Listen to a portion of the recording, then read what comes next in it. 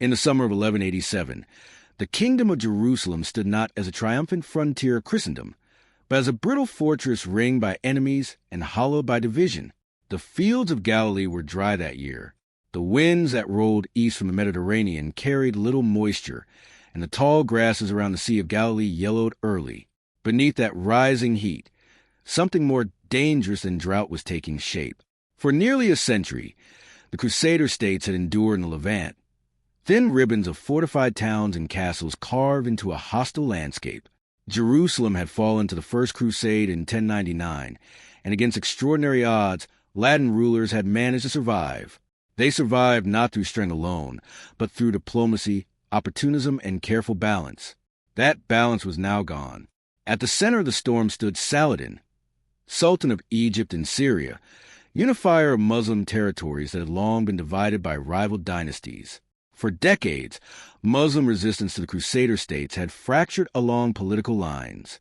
Aleppo, Damascus, Cairo, each had once maneuvered against the others as much as against the Franks. Saladin changed that. Through patience, calculated war, and relentless political consolidation, he built a single front. His ambition was neither impulsive nor theatrical. Jerusalem, sacred to Islam, had been lost in humiliation. Its recovery was not simply territorial, it was moral. But Saladin understood that symbolic victories required strategic preparation. He did not rush at the Crusader Kingdom in blind fury. He tightened pressure. He observed. He waited. Across the frontier, the Kingdom of Jerusalem was ruled by a young and deeply compromised monarch, Guy of Lusignan. Guy was not born to Levant. He arrived from Poitou and rose to power through marriage to Queen Sibylla. His authority rested less on reputation than on fragile legitimacy. Many barons distrusted him. Others doubted his military instincts. The kingdom he governed was divided between factions, some advocating caution and diplomacy, others demanding confrontation. At the center of that internal fracture stood Raymond III of Tripoli. Experienced, politically astute, and wary of reckless war, Raymond had long favored negotiated truces with Saladin. He understood the military imbalance. The Crusader states could defend fortified strongholds. They could not survive prolonged field warfare against a united Muslim coalition. Yet Raymond's caution was increasingly seen as weakness, if not treachery. Opposing him was Reynald of Chatillon, a man whose reputation for brutality echoed across the frontier. Reynald governed lands east of the Jordan River, near vital caravan routes connecting Egypt and Syria. Despite truces agreed between Jerusalem and Saladin, Reynald repeatedly attacked Muslim caravans, seizing goods and prisoners. In one notorious incident, he assaulted a caravan that included members of Saladin's own family. The truce had been clear. The violation was deliberate. Saladin demanded restitution. Reynald refused. From that moment, war became inevitable. Yet even then, Saladin did not immediately invade. He assembled strength methodically, drawing troops from Egypt, Syria, Mesopotamia. He secured loyalty through religious rhetoric and political incentive. He framed the coming conflict not as border skirmishing, but as jihad, an obligation to reclaim sacred land. Meanwhile, within Jerusalem, mistrust festered. King Guy's authority remained uncertain.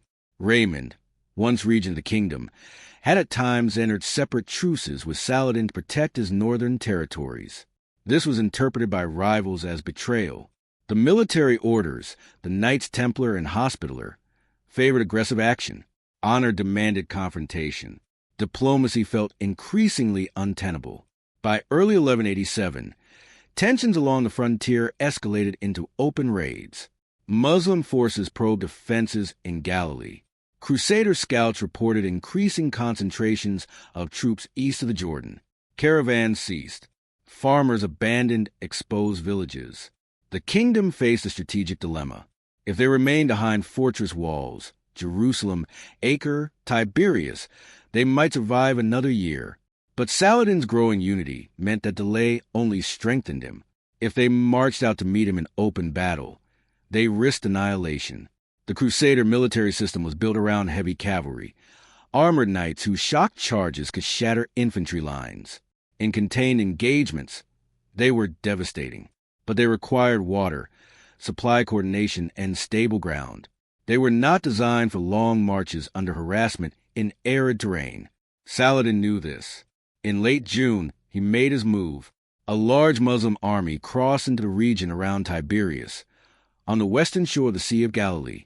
Tiberias was held by Count Raymond's wife, Esquiva. The city's citadel could resist siege, but not indefinitely. News reached Jerusalem quickly. Saladin was not merely raiding. He was forcing a decision. A council was convened at Sephoria, where the main Crusader army had gathered near abundant springs. Sephoria was defensible and well-watered. From there, the army could protect central Galilee and avoid being drawn into disadvantageous terrain. Raymond advised restraint. Tiberias, he argued, could hold. The army should not abandon reliable water sources to march across dry ground under enemy observation. Saladin's aim, Raymond warned, was to lure them into the heat, but the political pressure was immense. To leave Tiberias under siege, especially when it belonged to Raymond, would appear cowardly. The military orders pressed for action. Reynald of Chatillon demanded battle. Honor, reputation, and internal suspicion converged. King Guy hesitated. He faced not only an external enemy, but a fragile coalition behind him. If he refused to march, he risked accusations of weakness. If he marched and failed, the kingdom itself could collapse. The decision was made on July 3rd, 1187. The Crusader army would march east from Sephoria toward Tiberias. It was a decision shaped less by strategy than by pressure. The army numbered perhaps 15,000 to 20,000 men, including around 1,200 heavily armored knights, the core of the kingdom's military power. They carried with them the relic believed to contain a fragment of the true cross, a spiritual anchor as much as a symbol of divine favor. They departed under the rising sun. The route toward Tiberias crossed open plateau and volcanic hills. Water was scarce beyond Sephoria. The summer heat was already oppressive. Saladin's forces shadowed them from a distance, harassing the column, cutting off access to wells. This was not yet battle. It was positioning. Saladin did not intend to meet the Crusader charge head-on, while they were strong and organized. He intended to exhaust them, physically, psychologically, before closing the trap. As the Crusader column advanced, dust rose thick around them. Muslim cavalry archers circled the edges, loosing arrows, then withdrawing. Each skirmish forced the knights to consider charging. Each time they were held back, conserving strength. The sun climbed higher. Water supplies dwindled. The march slowed. By late afternoon, the Crusader army had failed to reach the springs at Hattin as planned. They halted on arid ground near two volcanic outcrops known as the Horns of Hattin, a twin-peak formation overlooking the plain. They were exposed. Behind them, the route to Sephoria was compromised. Ahead, the path to Tiberias remained contested. Around them, Saladin's forces tightened the circle. Night fell without relief. The wind carried smoke as Muslim forces ignited dry grass upwind of the Crusader camp. The smoke drifted through exhausted ranks already parched from thirst. Horses strained at tethers. Infantry coughed in the dark. Saladin had not yet attacked in full force. He was waiting for morning, and by the time dawn rose over the Horns of Hattin, the kingdom of Jerusalem would be committed to a battle it could not afford to lose, and could no longer avoid. Dawn on July 4th, 1187 did not break with the clarity of a hopeful morning. It rose through smoke and dust, a dull red light filtering across the volcanic ridges known as the Horns of Hattin. The Crusader army had passed a night without water, harassed, encircled, and unable to sleep. The dry wind carried ash from the grass fires ignited by Saladin's men, and the smoke settled low across the camp, clinging to armor, stinging eyes already strained by exhaustion. Horses had been restless through the darkness. Many had gone without sufficient water for more than a day. Infantrymen lay awake listening to distant drums and the murmured prayers of the Muslim army tightening around them. The terrain now dictated reality. The Horns of Hattin were not towering mountains, but twin volcanic cones rising from a plateau of broken rock and scrub. Between and around them stretched uneven ground that limited cohesion. To the east lay the shimmering blue of the Sea of Galilee, close enough to see in the morning light, impossibly far for men cut off from access. Saladin's forces controlled the routes to water. The nearest reliable springs were beyond Muslim lines. The Crusaders were stranded on high, dry ground with little cover and diminishing order. Saladin had spent the night arranging his forces with deliberate care. His army, drawn from Egypt, Syria, northern Mesopotamia, and beyond, was diverse but unified under his command structure. Light cavalry formed the outer ring, constantly mobile, prepared to strike and withdraw. Archers were positioned to maintain relentless pressure without committing to decisive engagement too early. Units were assigned not to break the enemy in one blow, but to fragment them gradually. Saladin understood that thirst and fatigue were now his most reliable allies. Within the Crusader camp, King Guy of Lusignan faced the consequence of the previous day's decision. The army had failed to reach the springs of Hattin before Saladin closed the encirclement. Overnight, any possibility of organized withdrawal had narrowed. Some counseled an immediate breakout attempt toward the lake at first light. Others urged consolidation on the heights to preserve defensive integrity. Coordination was already weakening. Units had been scattered during the previous day's march as harassment forced repeated halts and redeployments. Communication in smoke and confusion was slow and uncertain. The Crusader force itself represented nearly the entire military capacity of the kingdom.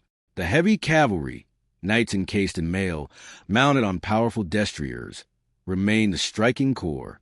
Behind them stood infantry contingents from towns and feudal levies, along with the professional soldiers of the military orders. The Knights Templar and Hospitaller brought discipline and combat experience, but even their hardened ranks were affected by the night's conditions. Armor that had once symbolized invulnerability now trapped heat. Mail shirts absorbed the rising temperature of the morning. Helmets limited airflow. Every movement required greater effort than usual. Saladin did not rush the engagement. Instead, his cavalry advanced in waves, probing the Crusader lines with arrow fire. Mounted archers rode forward, loose volleys, then retreated beyond reach before a countercharge could form. This pattern repeated across multiple fronts, preventing the Crusaders from concentrating force in a single direction. The psychological effect was cumulative. The Crusader army had trained for decisive clashes, cavalry thundering into close combat, breaking formations with weight and momentum. Here, there was no fixed target, no stable line to shatter, only movement, distance, and an enemy that refused to stand still. By mid-morning, the heat intensified. Water skins were nearly empty. Infantrymen licked condensation from shields or pressed cloth to their mouths to capture moisture from breath. Horses began to weaken, their value as instrument of shock charge diminishing with each hour of dehydration. Saladin's forces maintained pressure, but avoided unnecessary losses. His objective was not heroic engagement. It was structural disintegration. Count Raymond III of Tripoli commanded part of the vanguard. He recognized the worsening situation and proposed a concentrated push to break through a thinner segment of Muslim lines toward the lake. Permission was granted. Raymond's knights formed lowered lances and charged downhill in disciplined formation. For a brief moment, the familiar power of heavy cavalry reasserted itself. They struck through forward elements of Muslim troops, scattering them. The path toward open ground appeared to widen, but Saladin had anticipated such attempts. The outer ring absorbed the shock and reformed behind the penetration. Raymond and his contingent succeeded in cutting through, but the breakthrough did not open a sustainable corridor for the main army. Instead, it separated part of the Crusader force from the rest. Whether by design or necessity, Raymond continued toward Tyre rather than turning back into encirclement. His escape preserved a fragment of leadership, but it left the central army further weakened. On the heights, King Guy's position grew increasingly precarious. The true cross, carried by clergy and guarded by knights, stood at the heart of the formation. It symbolized divine sanction. Its presence was meant to inspire endurance. Yet symbols could not conjure water or cohesion. Muslim archers intensified their assault, concentrating on horses and exposed infantry. The steady rhythm of arrows created constant disruption. Shields lifted. Formations shifted. Units drifted apart in attempts to seek minor shelter behind rock outcroppings. Saladin ordered additional grass fires lit as wind conditions shifted. Smoke rolled again across the plateau, compounding dehydration. Visibility fluctuated. Commands were misheard. Drums and horns from the Muslim lines added to confusion, not chaotic but persistent, reinforcing the sense of surrounding inevitability. The Crusader army, once a unified field force, was becoming clusters of resistance rather than a coordinated whole. The Knights Templar attempted localized counterattacks to relieve pressure. In several instances, they charged small detachments of Muslim cavalry, achieving temporary success. Yet each charge consumed energy that could not be replaced. Each pursuit extended them farther from supporting infantry. Saladin's commanders allowed these advances only to isolate and envelop the attackers once momentum faded. Attrition replaced confrontation. By early afternoon, the Crusader infantry began to falter. Many collapsed from heat and thirst rather than wounds. Without infantry support, cavalry lost flexibility. Defensive circles tightened around the remaining standards. King Guy's immediate retinue withdrew toward the higher of the Twin Peaks, seeking terrain advantage. It offered limited benefit. Elevation did not create water. It did not restore horses. It did not reconnect fractured units. Saladin now judged the moment sufficient. He ordered a more direct advance. Infantry contingents moved closer under covering fire. Cavalry narrowed the perimeter, restricting any further breakout attempts. The Crusader force, compressed onto the slopes, struggled to maintain organized resistance. Individual acts of courage occurred throughout the ranks, but strategic coherence had eroded. The relic of the True Cross became a focal point of fighting. Muslim forces targeted its defenders, recognizing both symbolic and tactical importance. Once its protective ring weakened, the relic was seized. Its capture reverberated through the Crusader lines. For many, it signaled not merely military defeat, but divine abandonment. Morale, already strained, broke sharply. King Guy's banner fell soon after. Surrounded and with little possibility of escape, he surrendered along with many nobles. The remaining pockets of resistance were overwhelmed methodically. The plateau that had begun the day as a defensive position became a killing ground shaped by thirst, smoke, and controlled encirclement. By late afternoon, organized resistance had ceased. Thousands were dead. Thousands more were captured. Among the prisoners was Reynald de Chatillon, whose earlier provocations had helped bring the war to this moment. Saladin's forces maintained discipline in the aftermath, separating nobles from common soldiers, officers from rank and file.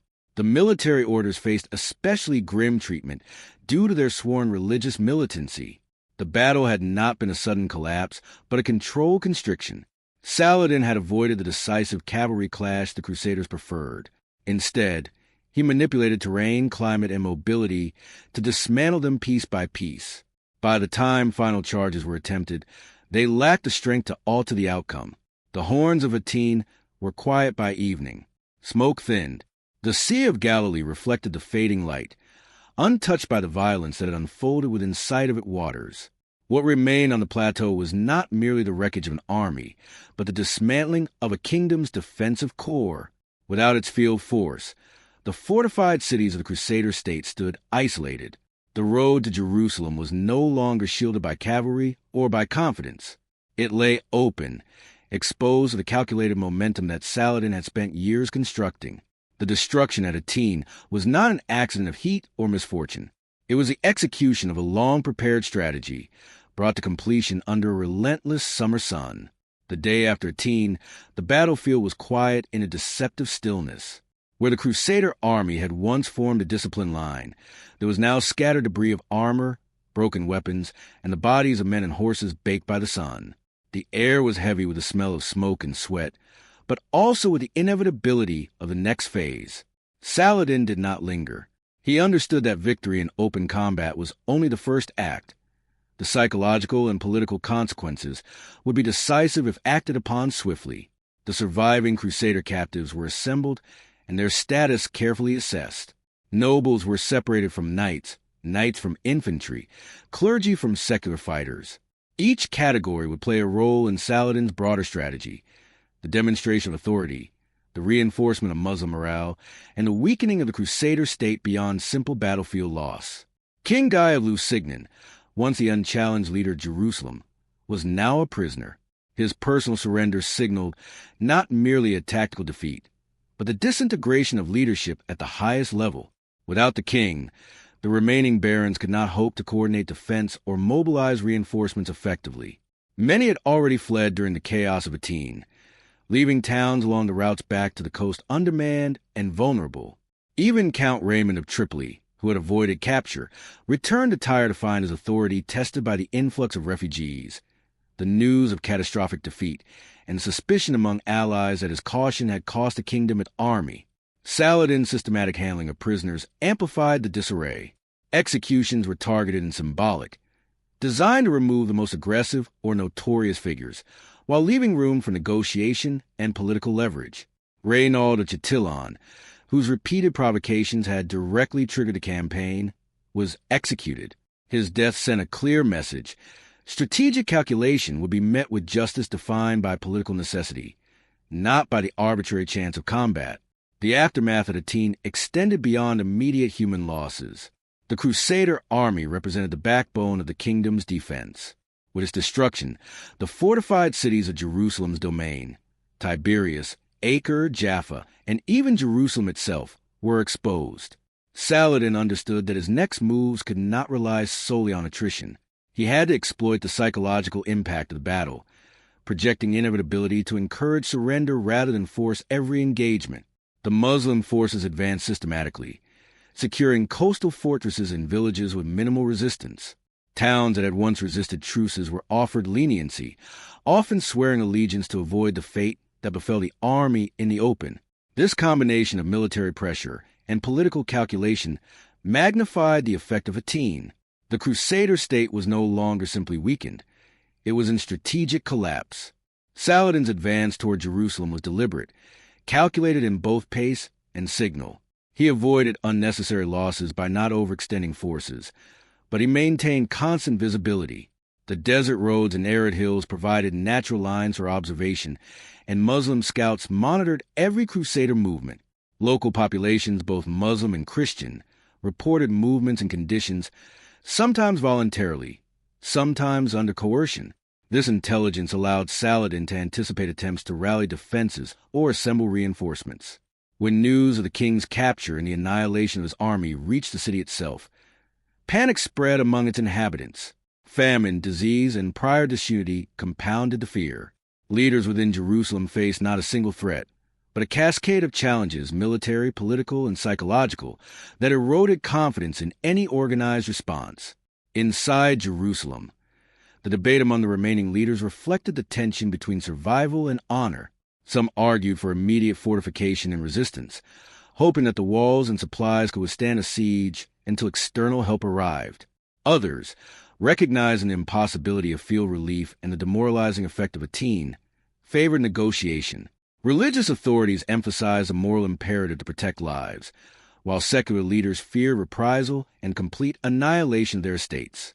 The city's leadership was fractured, reflecting the earlier divisions that had contributed to defeat in Galilee. Saladin's earlier policy of targeted leniency toward those who surrendered voluntarily contrasted sharply with the horror of Hattin. Leaders who chose negotiation found themselves spared unnecessary slaughter, a tactic that encouraged future compliance. As the Muslim army approached Jerusalem, Saladin balanced his military and symbolic objectives. He encircled the city, cutting off supplies and monitoring attempts at communication with remaining Crusader forces in the north. The siege that followed was methodical, calculated, and patient. Saladin avoided rash frontal assaults that would risk casualties among his disciplined forces. Instead, he leveraged the psychological state of the defenders, the scarcity of provisions, and the inevitability suggested by his earlier victories. The fall of Jerusalem was not the result of a single battle, but the culmination of a campaign of attrition, strategic harassment, and political isolation. In October 1187, after weeks of measured siege, the city capitulated. Saladin's forces entered Jerusalem not in reckless triumph, but with disciplined order, respecting the sanctity of holy sites and enforcing surrender terms designed to stabilize governance rather than annihilate it. The fall of Jerusalem marked a profound historical moment. It demonstrated the consequences of fractured leadership, the risks of underestimating an organized, politically unified adversary, and the vulnerabilities inherent in reliance on static defenses without sufficient field capacity. Saladin's campaign illustrated the synthesis of strategy, political acumen, and psychological warfare. He had neutralized the Crusader field army at Hattin, exploited internal divisions, and translated a tactical victory into a strategic conquest. The psychological shock of defeat rippled through Europe. Letters sent from the Levant described not merely a loss, but the effective dismantling of the Crusader Kingdom's military authority. Hattin became the standard by which subsequent campaigns were judged, a demonstration of how terrain, climate leadership, and careful preparation could overwhelm an ostensibly formidable opponent. The destruction at Hattin also revealed the human dimensions of medieval warfare.